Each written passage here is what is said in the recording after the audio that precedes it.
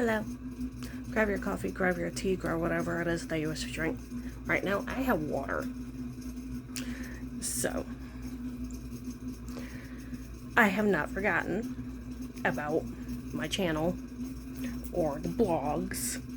I went to go and do a video last week, and my little one I tried like 6 times, and he just, every time he heard me talking, he wanted attention.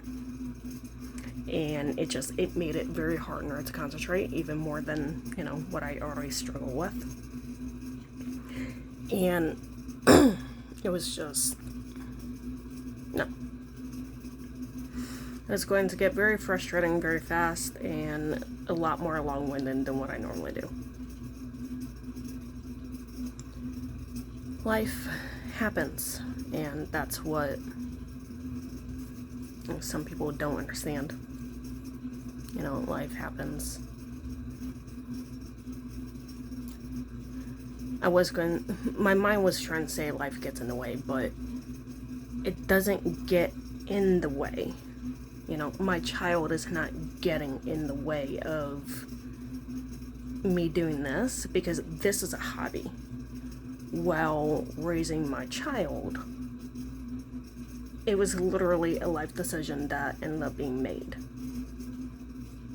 Even though he wasn't planned, but he was a life decision that ended up being made. He is not a hobby.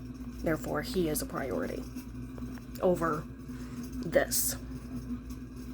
Not saying that I don't care about people or the people who watch me. Do not twist my words, please. Because there are some people out there in the world who actually would. And have. And that's not what I'm trying to say. Life happens. And there's sometimes more important things than making and posting video. Or being online constantly 24/7. Which I really need to do a digital detox. I really do. Hide the phone for a day. Or only take 10 minutes in order to do whatever, and then stash it for the rest of the day. But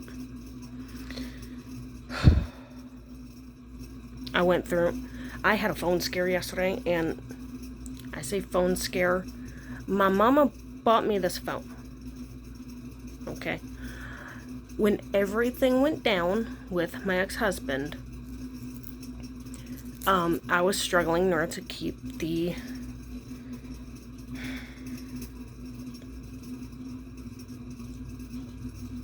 he left me with no income, no car. I didn't have a job. That's a whole different story that I'm not gonna get into. But he left us with basically nothing. I had to have my food stamps expedited, and I got them in 3 days because of the way that he left. My ex-mother-in-law gave me her car, but that was 3 months after he left. Thankfully, 4 days after he told me he wanted a divorce, the neighbor walked over in order to introduce herself, even though we had already been living there for a year, and I had told the neighbors what happened.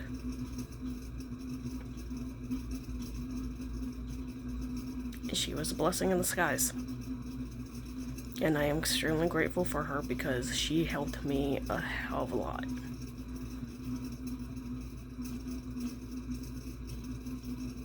I will never forget that help. He left me with nothing, and she was all that I had. A complete stranger.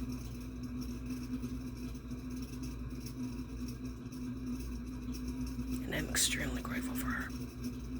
And that is why I'm extremely grateful for the ones that stick around. Part of the reason. But during that time, I was struggling in order to keep my cell phone activated. And, well, my mom is still my mom. And, she had inquired about, because she was told that she couldn't put someone else on the line for like $5 or something. And of course she thought of me. And so she inquired about sending me a phone, since I am literally states away. And so my mama paid for my phone. And she still pays for the bill in order to make sure that in case I ever end up in a situation like that ever again, I still have a way in order to contact people.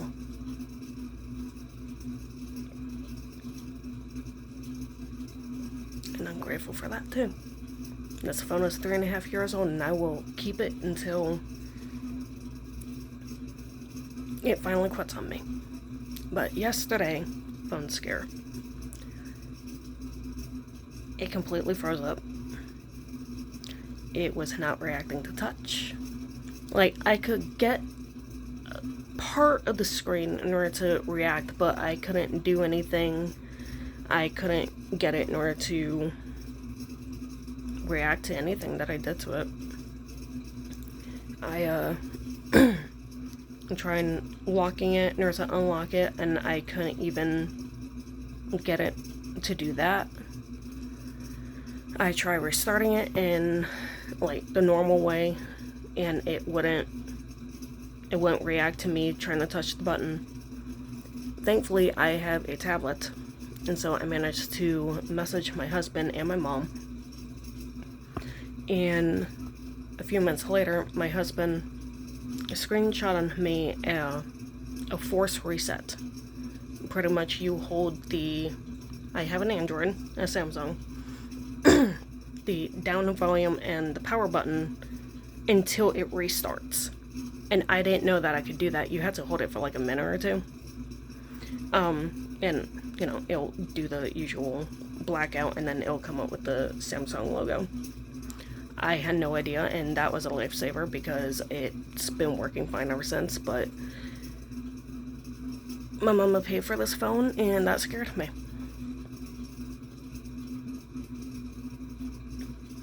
So,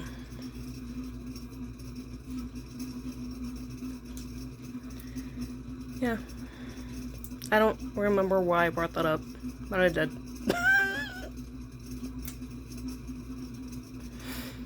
So,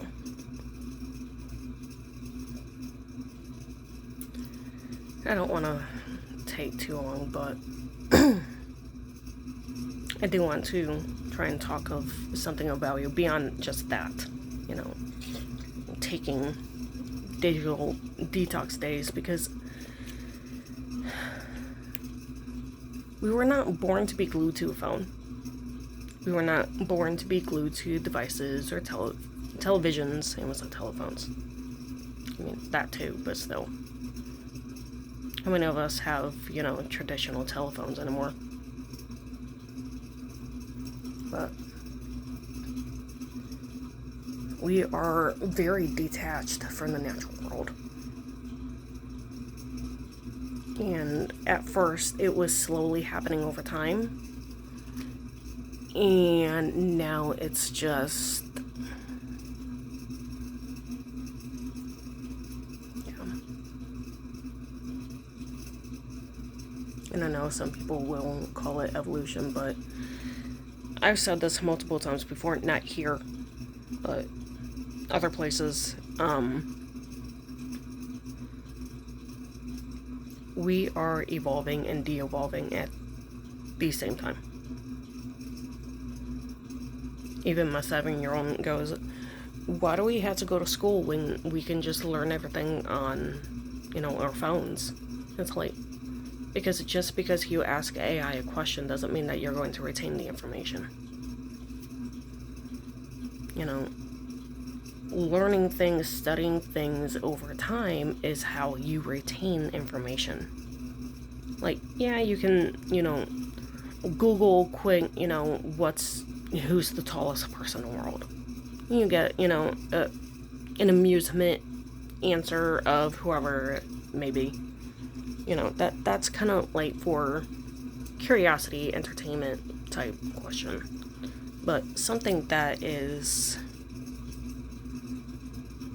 of value, that will actually get you pretty far in life, you kind of need to be able in order to take your time and study it and not just rely on AI in order to give you all the answers. Now, I might sound like a hypocrite because I do use AI for some things, but I still understand the difference. So, I'm not judging people who use AI because I use it too.